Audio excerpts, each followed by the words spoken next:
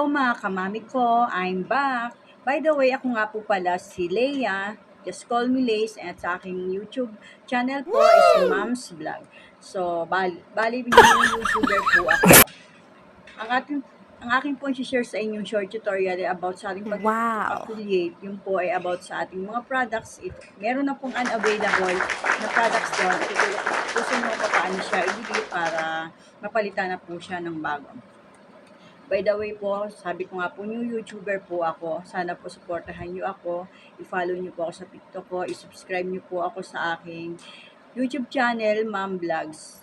Then, click the bell button para updated po kayo sa mga gagawin kong short tutorial. Thank you po. O, ano pang gagawin natin? Let's start na po.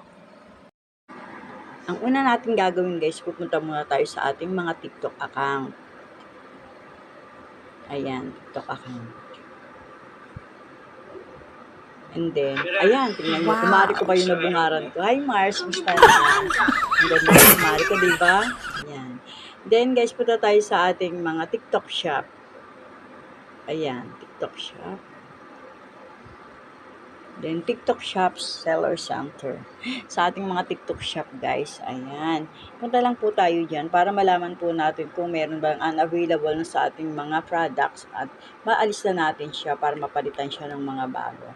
Then, dyan, hanapin natin yung manage showcase. Hanapin natin dyan guys yung manage showcase. Then, yan. Diyan sa taas, sa search box dyan, search lang natin yung unavailable. Yung Koji kasi parang nakita ko yun, trinay ko muna siya i-search sa Koji.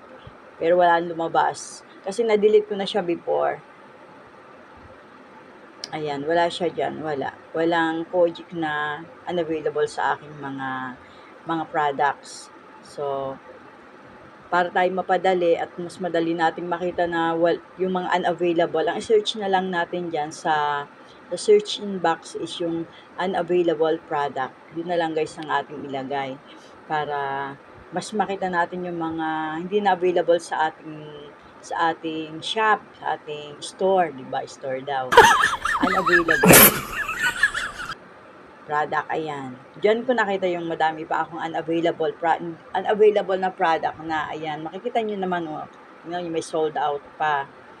Tapos, scroll nyo lang, lalabas yan yung mga unavailable. Ayun, oh, di ba? Ayan, oh, ang dami, oh. Ang dami.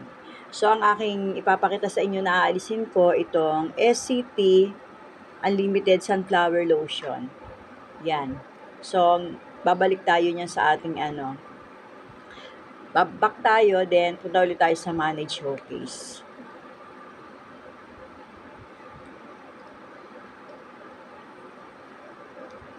Back lang tayo niyan sa ating sa manage showcase. Ulit yung pupuntahan natin para doon natin i-search yung yung unavailable na products na yan. Ayan, sa search in box guys, lagay ulit nyo dyan yung ating nakita doon, yung SCT Unlimited Sunflower Lotion.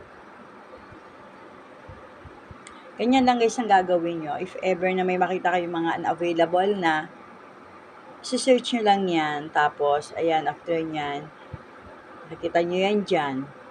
Mga unavailable na kasi, kailangan malisan natin yan para mapalitan na ng bago. Makapag-add na ulit tayo ng bago.